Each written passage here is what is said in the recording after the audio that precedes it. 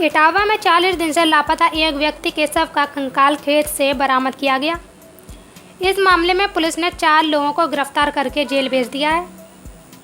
आपको बता दें कि महिपाल नाम का एक व्यक्ति बरतना क्षेत्र के ग्राम सरैया का रहने वाला है, जो कि 40 दिन से लापता था, जिसकी रिपोर्ट परिजनों के द्वारा 19 जुलाई को थाने में दर्ज कराई गई थी।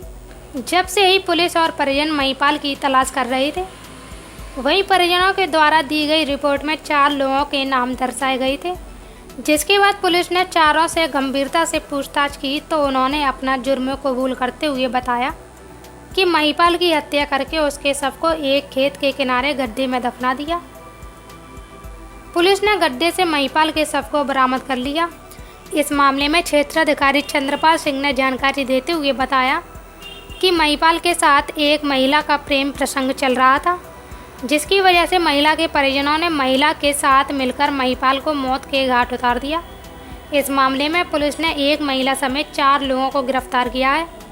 वहीं सभी आरोपियों के खिलाफ मुकदमा दर्ज करके जेल भेज दिया है। उसके परिवारजनों ने काफ़ी उसकी खोजबीन की, लेकिन जब वो नहीं मिला तो फिर वो 19 तारीख यानी कि 19 जुलाई को थाने पर आकर के उन्होंने उसकी गुमशुदगी लिखवा दी थी। गुमशुदगी लिखाने के बाद में पुलिस ने भी काफ़ी दिन तक 3-4 दिन उसकी बहुत गहनता से छानबीन की, बहुत ज़्यादा पता उसका किया, सुरागरसी पता रसी भी की, लेकिन उसका कुछ पता नहीं चला। तो फिर 22 जुलाई को जो गुमशुदगी लिखी गई थी हमारी 19 तारीख में, उसी को 364 IPC के मुकदमे में परिवर्तित कर दिया गया और फिर सुरागरसी और पता रसी की गई।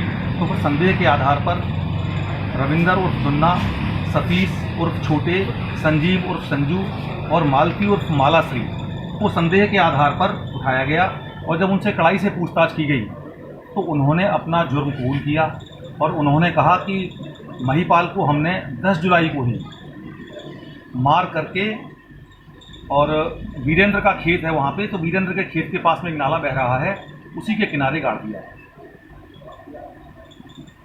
उसके बाद में उन्हीं की निशानदेही पे वहाँ जाकर के गड्ढे को खोदा गया। वहाँ पर तो मृतक का जो कंकाल है वो वहाँ पे मिला।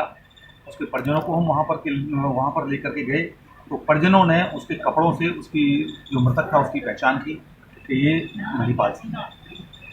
बाद में जब और पूछताछ की गई तो ये मामला प्रेम प्रसंग का निकल करके आया। पूछताछ हमने कड़ाई से जब की है, हालांकि जो अभियुक्त हैं उनका कोई आपराधिक इतिहास नहीं है, उन्होंने ये पहली बार ही ऐसा कार्य किया है, लेकिन मामला प्रेम प्रसंग का था। जो मालाश्री है उसके जो महिपाल का स्वर्गीय इस समय है, तो उसके साथ अवैध संबंध थे। और इसी प्रकार से जो दूसरा व्यक्ति हमने पकड़ा है रविंद्र दुन्ना, उसके साथ भी उसके इसी तरीके के प्रेम प्रसंग थे। तो और एक बार पहले भी महिपाल उसके घर में कूद चुका था, तो निश्चित तौर पर उसके परिवारजनों को बहुत अच्छा नहीं लगा था, तो उसके परिवारजनों ने ही मिल करके और ये महिपाल की हत्या करके वहाँ पे दबा दिया था। आगे की कार्रवाई की जा रही है।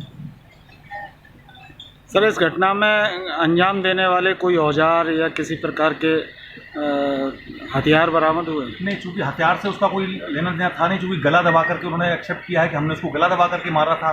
तो गला दबाए जाने में बहुत ज़्यादा किसी हथियार की आवश्यकता नहीं। शराब पिलाने के बाद में किसी का गला दबा दोगे तो हथियार की बहुत ज़्यादा आवश्यकता पड़ती नहीं है। तो इन्होंने जो कबूल किया है उसमें गला दबा करके मारने के लिए इन्होंने इस बात को कहा है। डेड बॉडी को निकाल करके और पंचायतनामा की कार्रवाई करने के बाद में PM के लिए भेज दिया गया है। आगे की कार्रवाई की जाएगी।